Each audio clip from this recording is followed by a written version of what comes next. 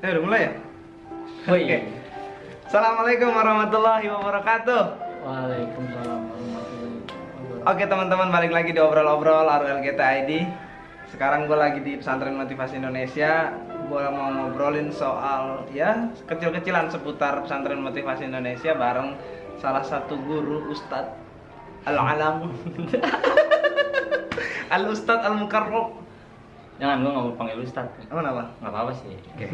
Di sini karena terbiasa manggil gurunya Oke. itu kakak. Kakak. Jadi biar lebih mudah terus kayaknya. Oke, tapi kan lu Kang. Iya. Oke. Ini Muhammad Sofiullah, biasa dipanggil Kang Opi. Pakai Kang enak bener. Oke ya, Kang Opi aja ya. Siap. Kalau gua Bang, lu Kang. Iya. Jadinya Bang Bang Kang. Kang. Oke, kita berdua adalah Bang Kang. Yoi. Udah kayak relawan ya.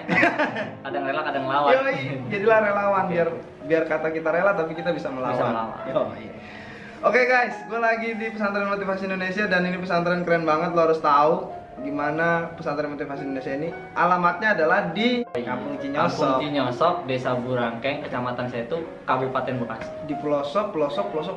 Udah nyampe pelosok, nah situ tuh. Nah, Ada tulis. pelosoknya pelosok dah kalau di Bekasi itu. Dan di depan ada tulisan Istana Yatim. Istana Yatim. Kenapa dinamain Istana Yatim? Karena pada awalnya beliau pendiri sini Kiai Haji Ahmad Nurul Huda. pengennya itu menghimpun anak-anak yatim dan anak-anak yang diyatimkan oleh keadaan. Maksudnya diyatimkan oleh keadaan. Jadi nggak mampu mungkin secara pendidikan dan kurang apa ya, kurang baiklah cara pendidikannya dan kesehariannya di rumah, maka beliau menghimpun di sini. Begitu, Beliau jadi yang rawat. Nama lain lah ya, nama lain Pesantren Iya. Motivasi Indonesia itu Istana adalah Yatim. Istana Yatim. Jadi mayoritas di sini yang belajar adalah yatim. Yatim. Nah, beliau itu mana yatim jadi dua. Pertama, Ada yang yatim memang tidak mempunyai orang tua, ada yang diyatimkan oleh keadaan. Jadi memang kurang beruntung itu tadi, kurang beruntung yang akhirnya dianggap diyatimkan oleh keadaan. nah kalau yang yatim dan yang diyatimkan oleh keadaan itu di sini nggak bayar. Enggak, Sama free, sama sekali nggak bayar. Kalau untuk persentase yang ada nggak sih yang nggak yatim? Banyak, Banyak. ya 10% lah, 10 sampai 15%. Oke, berarti taruh misalnya 10%, 90% itu yatim dan yang Iya. diyatimkan 10% yang mampu. Yang mampu. Dari mana duitnya? Kalau duit mana ya? Kalau bahas duit gue juga bingung. Min haitsulayah tasib. Masya Allah. Lebih gini sih, beliau juga karena beliau juga bukan cuma kiai-kiai kayak di Jawa itu yang fokus di pondok itu enggak. Beliau Oke. juga selain ya di kitabnya beliau kenyang ibarat kata, di kitabnya beliau mahir, di bahasa beliau mahir, manajemen mahir. Jadi beliau juga pengusaha. Oh, buka travel ya? Buka Punya travel ya. Hmm. Dan jaringan juga banyak, Jaringannya akhirnya luas. ada donatur gitu ya. Akhirnya ya sebagian kita sih emang nggak fokus ke donatur. Jadi kita nggak punya donatur yang pasti setiap bulan itu nggak punya gitu. Ya kadang-kadang ada, kadang-kadang nggak ada. Oh. Kadang-kadang. Ya kadang-kadang aja. Iya, iya, iya. Kadang aja sih. Makanya kalau ditanya, kalau beliau selalu ditanya, kayak ini duit banyak banget dari mana? Ya nggak tahu. Yang gue inget itu ayah ya, panggil ayah ya. Ayah Ayah, itu kalau di sini manggil. sering bilang everything is done. Nah iya. Semua udah selesai. Semua udah selesai. Ya kalau buat kita mah belum. Kita belum, tapi beliau selalu maknanya begini. Hmm. Hasil dari everything is done itu kan nggak jauh beda dengan kata-kata Gus Dur, gitu aja kok repot. Kalau kata gue maknanya gitu ya. Oke. Gus Dur, gitu aja kok repot itu kan. Gus Dur tuh nggak pernah menganggap semua repot karena Gus Dur selalu menganggap yaitu everything is done. Semua sudah selesai. Kalau memang sudah di sana sudah selesai, ya kita tinggal menjalani aja gitu. Kalau nanti ternyata kok nggak sesuai harapan, ya berarti emang bukan jatah kita di situ. Seenggaknya kan kita ada ikhtiar juga. Intinya di situ. Dan yang menarik adalah Pesantren Motivasi Indonesia ini selalu ada pembangunan. Dan nggak berhenti. Kenapa? Karena hidup itu selalu bergerak. Kalau kata beliau, hidup selalu bergerak. Jadi kalau kita berhenti ya berarti udah nggak hidup. Jadi selama kita masih hidup terus aja gerak. Iya. Walaupun bentuk pembangunannya kadang juga sempat juga beberapa hari berhenti, cuma ya nggak lama lah terus lanjut lagi. Kayak kemarin kita corona aja tetap bangun. Apa bangun apa tuh? Belakang apa sih? Kita itu di belakang punya apa Keswas. Dia ke depannya nanti untuk pesantren keluarga. Pesantren keluarga itu biasanya kan kalau di perkotaan itu udah banyak yang penat dengan keseharian. Nah itu kita buat pesantren keluarga Jumat Sabtu Minggu lah, atau Sabtu Minggu. Nanti orang tuanya nginep di kamar itu, kita punya 16 kamar ke depannya buat pesantren keluarga. Nah anak-anaknya bisa menginap di asrama. Asrama putri dengan putri, putra dengan putra. Berbayar.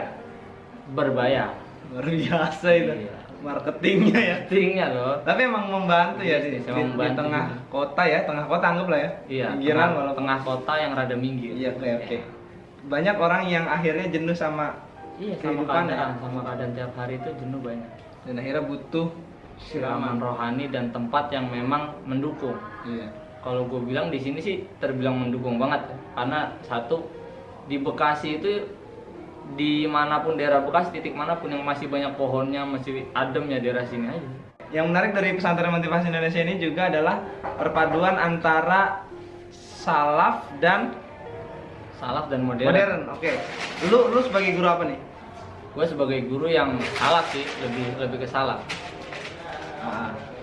Apa yang lu Gue nih ngajarin? megang di sini megang kitab ya kayak Kifayatul Ahyar, terus megang pelajaran Fathul Qorib, terus megang pelajaran kayak tentang waris ya, yang masih tentang klasikal lah. Jadi ada beberapa guru juga yang memang belajar kayak studi Islam, terus bahasa Inggris, manajemen itu ada semua. Kalau gue ya bagian guru yang klasiknya dah. Kitab-kitab klasik, kitab kuning intinya. Kiai berarti dong. Enggak. Ala-ala. Gue udah dari dulu itu doanya, ya Allah amit-amit gue jangan sampai jadi kiai.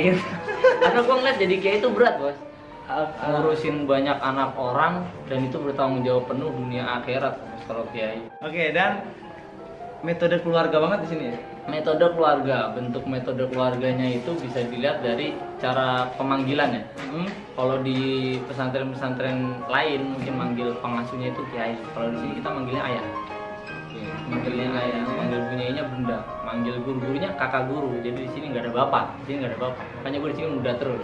Oke, berarti pesantren motivasi Indonesia ini adalah ruang kakak guru. Ruang kakak guru, bukan ruang itulah tanya. Yang modernnya apa sih? Yang modernnya kita mungkin orang pertama masuk sini lihat dari bangunan mungkin. Kalau modern secara bangunan, karena walaupun pesantren di tengah kampung kita punya kafe. Kafe keren. Nah terus sistem pembelajaran juga, karena pesantren-pesantren lain itu biasanya mungkin hanya ya komputer biasa segala macam. Kalau kita ada manajemen, belajar manajemen, bagaimana nanti mereka bisa memanfaatkan teknologi yang ada itu sebagai penghasilan yang nantinya keluar selesai dari pesantren itu, mereka mungkin bisa ada yang jadi ustadz, jadi kiai, tapi mereka juga punya Skill yang lain. skill untuk mencari maisha di luar dari Maisha itu apa? maisha itu kebutuhan sehari-hari lah, keuangan mereka, bukan dari ngajar, karena nggak mungkin kita nyari ngaji itu sebagai penghasilan itu nggak mungkin. Nggak boleh. Dan nanti ketika kita fokus ke sana, kita nggak bakal memberikan pengajaran secara total. Karena nanti kebayang-bayangnya dapat berapa sih gua? Gitu doang paling. Iya sih. Ujung-ujungnya. Kayak ngaji itu ketika kita diundang ngaji misal. Kalau kita udah fokusnya ke bayaran, nanti ujungnya begitu. Alah, dari timbang dibayar begitu, udah aja yang gua punya aja gua keluarin gitu, nggak usah belajar dulu segala macam. Nah, jeleknya di situ.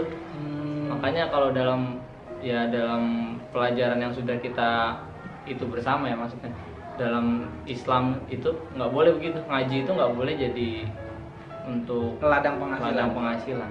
Dan di sini ada wifi kenceng ya. Wifi kencang banget. Kita punya wifi beberapa lah, bukan cuma satu, beberapa. Ada di depan, di belakang, di tengah. Nanti kedepannya masjid kita pasang wifi. Ini mantap. Serius. Masih jadi rame dong. Kita dirame orang wifi-an. Enggak sih, tenang, aman misalnya. Jadi kita cuma buat jaga-jaga ketika ada acara, karena ya itu senang banget bikin acara. Makanya ketika ketabrak corona ini ya Puyeng. jadi puyeng juga, karena jadi nggak banyak acara. Iya. Tapi kan menghasilkan podcast. Nah ya, menghasilkan Gara-gara podcast. corona itu Kita ya. di atas juga punya ruangan podcast, guys. Mirip kayak podcast ada di Corbuzier. Ya, mirip lah. Walaupun ada kecil Ada dikit. kecil dikit. Tapi mirip semuanya. Mirip. Mulai dari tulisan-tulisannya, Iya. ruangannya mirip dah. Dan itu kalau nggak corona nggak bakal jadi tuh. Nggak bakal jadi termasuk hikmah dari corona, kita itu melahirkan itu ruang podcast dan meramu lagi beberapa nilai-nilai yang memang harus dari awal itu harusnya dijaga, kita masih belum bisa menjaga. Kita kan ini belum lama pondok ini belum lama, jadi formula pelajaran itu masih ibaratnya kadang suka masih ada yang dirubah. 8 tahun. Baru 8 tahun. Ya oke gini. Jadi orang-orang awam di luar itu mandang pesantren itu pertama kumuh, kedua penuh dengan sadisme, ya kan. Ketiga itu apa ya? Ya karena kumuh itu jadinya gudikan, Penyakit lah ya. penyakit kulit kan. Iya, penyakit kulit. Di sini tuh ada nggak kayak gitu?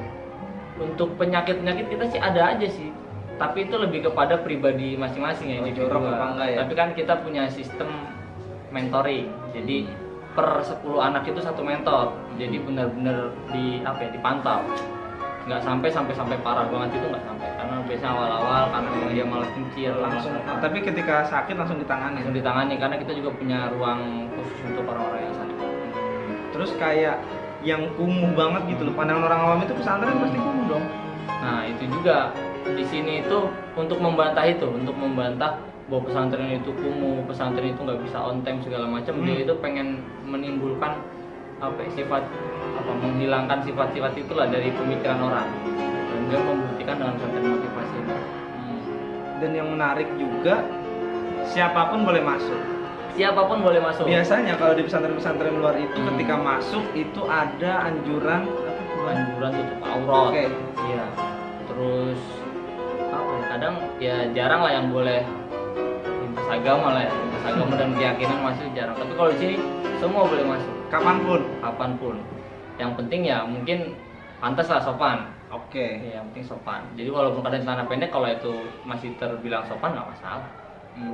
Berapa kali kita kok tamu-tamu juga banyak sih celana pendek tapi sedengkul gitu, nggak terlalu risih juga ngeliatnya. Kalau di atas dengkul kan gue juga ngeliatnya jadi fokus gitu.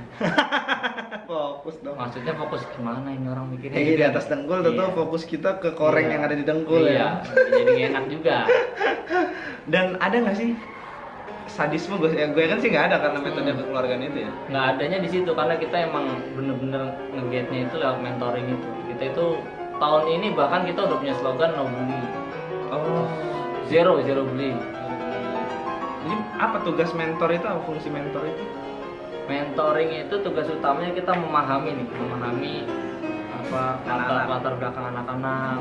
Karena kan di sini banyak juga anak-anak yang ya bukan banyak juga sih, memang banyak 90% anak-anak yang memang dari keluarganya bermasalah. Open home. Ada yang karena memang kurang diurus sama orang tuanya. Ada yang orang tuanya yang sudah tidak ada sama sekali. Itu macam-macam lah itunya problemnya. Nah itu kita memahami latar belakang dia, bagaimana dia bisa terbuka dengan kita, bercerita, yang nanti kita bareng-bareng cari solusi dari satu mentor tersebut. Kalau memang kiranya kok masih mentok, ya kita naik nanti ke dewan guru.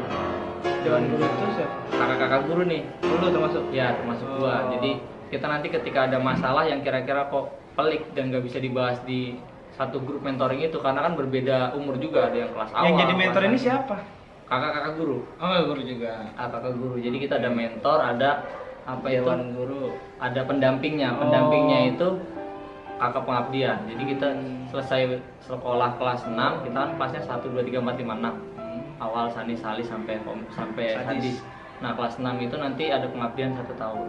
Ya, sekelas 3 SMA, selesai 3 SMA ada pengabdian 1 tahun. Dan dia mendampingi mentor. Dan dia yang mendampingi mentor. Dan kita punya catatan nih, anak-anak yang punya kasus, latar belakangnya bagaimana, kita semua punya. Yang nanti kita bisa bersikap sesuai dengan keadaan anak itu. Menyesuaikan. Bahkan kerennya itu ketika kok ada anak yang memang ya kurang diperhatikan oleh orang tuanya, baik nanti keuangan segala macam. Kita emang sama pondok itu, sama ayah, sama kiai sudah diingatkan kasih uang. Kalau emang dia nggak bisa nggak dikasih jajan. Kasih jajan berapa gitu, nanti itu udah jadi catatan pondok yang nanti kiai yang menggantikan uang pondok tersebut. Ada nggak sih lu anak didik yang dimentorin sama lu itu dia anaknya yang bener-bener nakal gitu, terus susah diatur gitu? Ada yang nakal, ada yang memang pendiam. Jadi ya itu tadi kembali ke latar belakang. Jadi gimana caranya dari mentoring, kita mentoring setiap malam minggu. Jadi untuk bagaimana caranya mentor itu nanti mendekati mentinya ya, kata-katanya. Jadi orang yang dimentori itu yang 10 anak itu gimana kita menguak latar belakang mereka. Bahkan kalau emang mereka nggak bisa ngomong di depan, kita kan kumpul nih 10 orang kumpul. Kalau emang nggak bisa ngomong di situ, nanti kita satu-satu. Face to face. Tapi di ruang yang lain. Kan kadang ada yang memang privasi banget. Jadi kita harus pakai ruang yang lain. Jadi seminggu sekali diupdate gimana caranya si anak ini bisa terbuka, supaya kita juga bisa pas nih bersikap kepada dia, kan bersikapnya sesuai dengan latar belakang dia. Kadang kan ada anak yang nakal karena kita nggak bisa langsung menghukumi kenakalan dia. karena emang ternyata di rumahnya kok kurang bebas segala macam, di sini bebas banget, akhirnya jadi nakal. Atau di rumahnya sering mungkin ya kurang layak, di sini akhirnya di sini layak cuma karena uangnya nggak ada segala macam, akhirnya jadi nakal segala macam. Gitu juga ada macam latar belakang. Oke, dan semua akhirnya nanti ada ya yang ketika nanti udah selesai terus berhasil gitu, Ada. membentuk kepribadian. Ada yang udah kebentuk. Kita kan baru hitungannya baru angkatan-angkatan pertama ini. Iya. 8 tahun. Oh iya. Baru angkatan-angkatan pertama. Iya. Karena satu studi itu kan 6 tahun. Tahun. Oke, sekarang baru 8 tahun.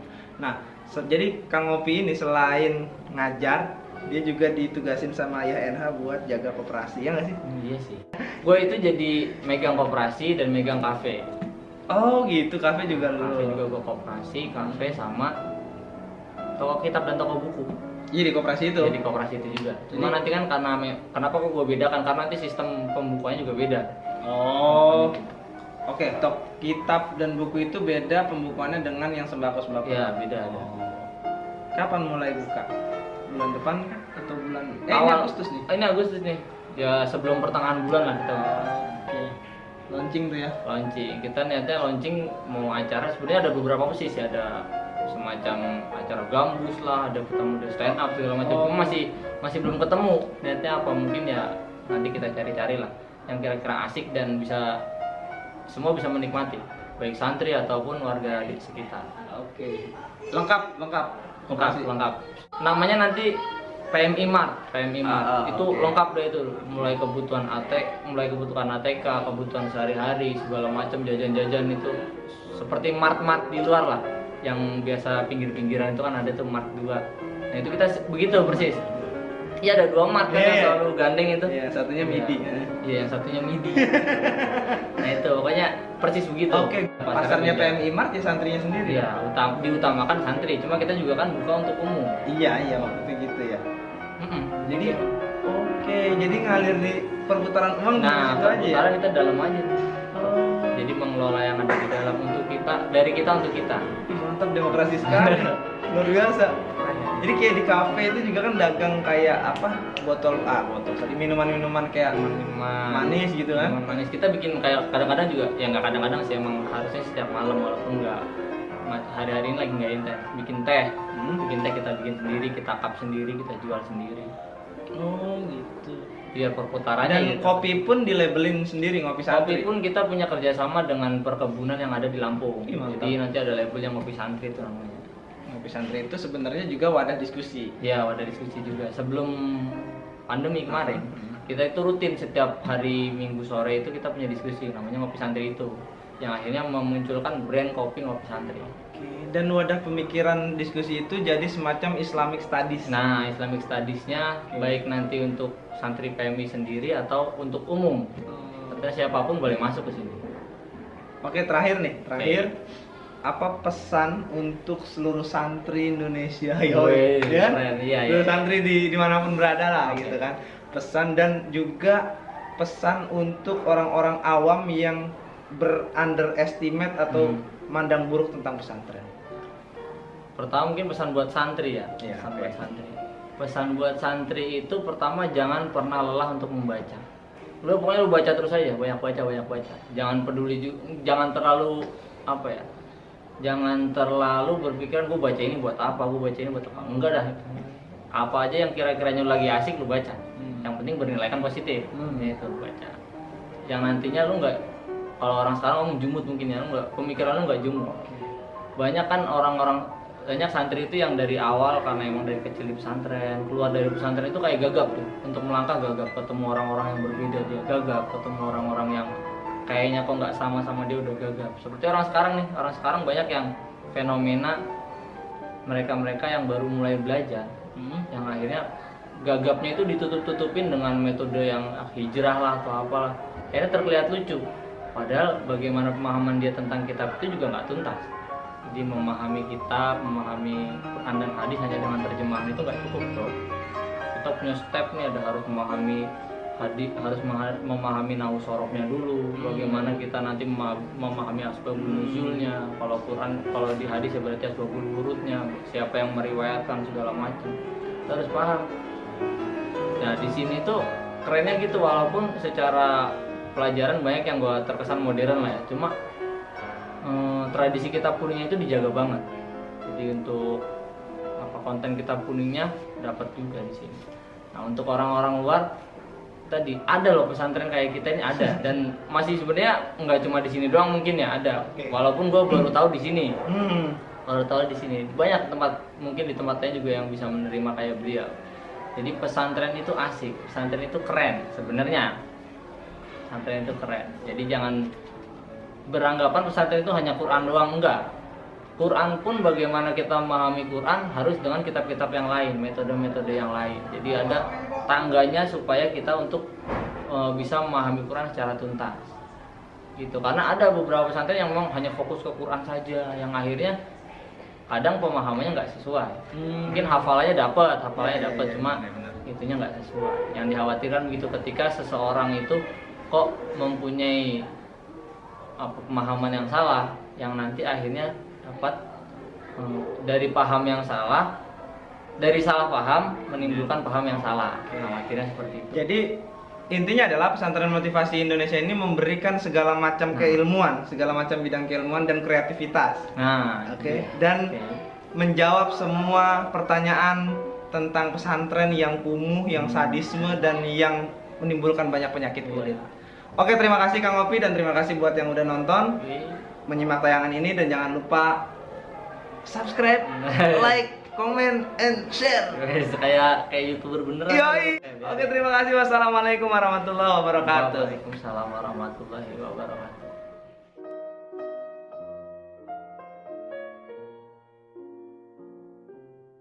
Bentar lagi mati nih. Sekitar 24 menit.